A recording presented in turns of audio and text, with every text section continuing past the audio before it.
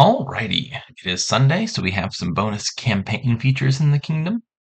Here we have Seize the Day has motivational, Seize the Day has free, and include room for more, treasure trove. What do those mean? Let's find out. Room for more. Add a kingdom card pile to the supply. So I guess it doesn't really matter that it was on treasure trove. If it was on any of the 10 cards, you get an 11th card. Okay, and free means it's free. Suppose I could have figured that one out. Motivational. When you buy this event, plus 2 cards at end of turn. Huh. And I'm not actually sure how this works. And this would never otherwise be relevant, except that this has both of these two stamps on it at the same time. Can you buy Seize the Day multiple times a game? So in one reading, well, you can only do it once per game. But I think the more natural way to understand this is you can buy it as many times as you want. But then the effect says once per game, take an extra turn. So if you buy Seize the Day more than the first time, it just has no effect, because the effect is to once per game get an extra turn.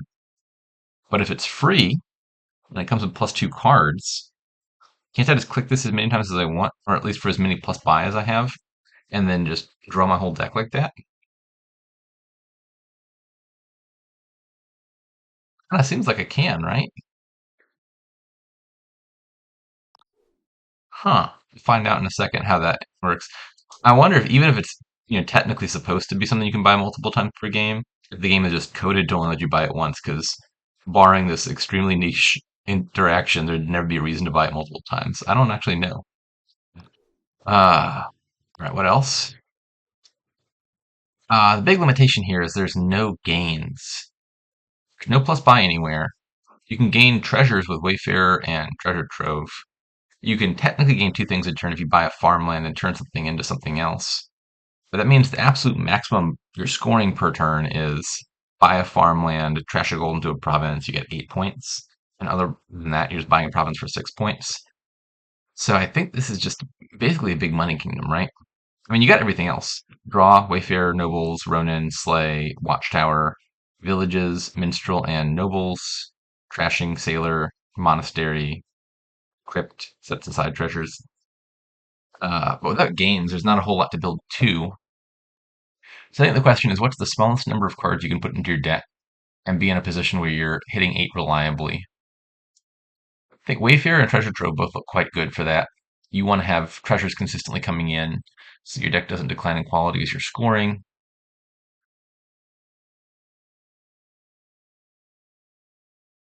Crypt has some nice synergies. With Slay in your hand, if you buy a Crypt, you can react with the Slay and put it in hand. Because the night phase comes after the buy phase, you can immediately play the Crypt and set aside the treasures already. Rather than having to put it in your deck, draw back around, and then play it. But also, probably even better than that is Sailor. You just play a Sailor and you buy the Crypt, and Crypt is a duration card, so you just play it using Sailor's effect. And that sounds better than the Slay, because with Slay you have to forego playing the Slay for that turn to react with it. With Sailor you can play the Sailor and still get the effect. So Crypt looks pretty good. And it's probably about the size of it. Uh, Add like a treasure trove and a crypt, maybe 2 of one of those, and start buying provinces. Uh, Wayfarer. Wayfarer is pretty limited by the lack of plus buy. You couldn't like buy copper plus Wayfarer. Treasure trove though, if you get a treasure trove first and then play the treasure trove, copper is the second card you gain. So the last card you will have gained will be a 0 cost card. So you could buy it a Wayfarer with just like a treasure trove and nothing else. Slay also. You play a Slay, you gain 2 horses. Horses cost 3, and then you could buy Wayfarer for 3. Hmm. I think some combination of these cards looks pretty good. You could even see, I mean, Ronin fits fine in that deck. Sailor is going to reduce your hand size. You play some Sailors, play Ronin, draw back up, buy a Crypt. That sounds like a nice like turn 5 or so. Nobles as points and also draw. You could easily see adding that. Most of the kingdom looks relevant. I think Monastery looks the least useful to me, probably. Even that doesn't seem terrible. It has some synergy with Treasure Trove and Wayfarer. But like thinning copper isn't that important in a big money game, especially with Crypt around. And Sailor's probably enough to kill the estates. So Monastery and Watchtower seem the least likely to be useful to me. But even those, I can imagine circumstances where you might buy them. Okay, so yeah, the bot buys Seize the Day turn 1, which I think makes a lot of sense with the 2-5, or I guess a 2-6 because it drew an extra 2 cards. If you can only... So returning to the thing I was saying earlier about the +2 cards, I think that's actually not going to be super relevant here because there's no plus buy. If you had abundant plus buy, and this works the way I think it ought to, you just spend every additional buy buying Seize the Day over and over, and then you never get an extra turn off of it except for the first time, but you get +2 cards every time.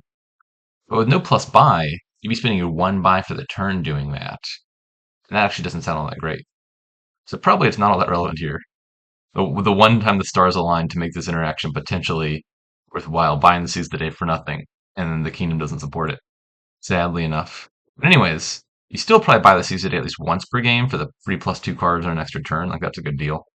And probably the main consideration is just you buy it on whichever turn there's the lowest opportunity cost to buying Seize the Day. If the bot had 2 money, that's a pretty good turn, I would think. Well, I mean, normally buying it on a turn where you had 2 money would make a lot of sense to me because it's coming at the least cost of something else, but it's also drawing you 2 extra cards awkwardly. This basically means this treasure trove misses the shuffle and the bot's top deck like 2 estates and a copper, which doesn't sound very good. I'm actually not convinced that this is a good time to buy Seize the Day. Like, Slay plus treasure trove I think sounds better to me. Anyways, I'm gonna buy a Slay now. Uh,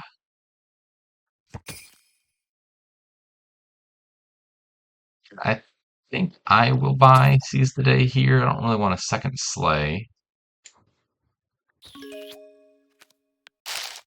Crash a bunch and take a treasure trove. Can I hit 5 here, please? Perfect. That's beautiful. Get that crypt in play. Set aside a bunch of coppers.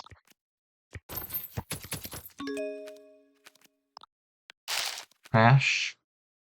And I think I just kind of want to buy a Wayfarer now, so I don't even need to play this horse. I can save that for next turn. Funny enough, I could buy the Wayfarer for the normal price. Yeah, I think this is just the card I want the most. It draws, it gains treasures. And I think from here on out, I kind of just want to buy provinces every available opportunity.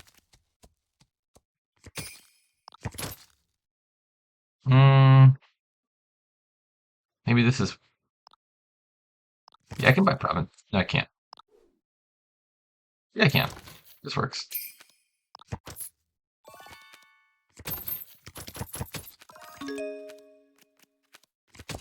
Cards.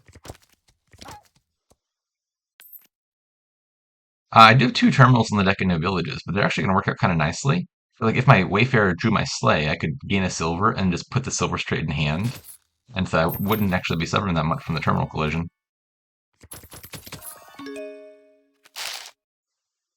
Alright, I should not trash a copper here, because if I don't, I can afford a province again. It's quite a straightforward kingdom. The bot is keeping pace pretty well. Actually, let me undo this. These 2 extra points could potentially matter. Yeah, I think this makes a lot of sense for the bot to buy that penultimate province. I was up by enough points that I don't think it can plan on me deading. And this is just barely enough. Okay. Alrighty. Yeah, this is actually pretty fast by Big Money Kingdom standards. A lot of good cards for money here. The Wayfarer, Treasure Trove, Crypt, cards that synergize with Crypt and Wayfarer. What did the bot end up doing? A Ronin, Nobles, 2 Treasure Troves, and a Minstrel.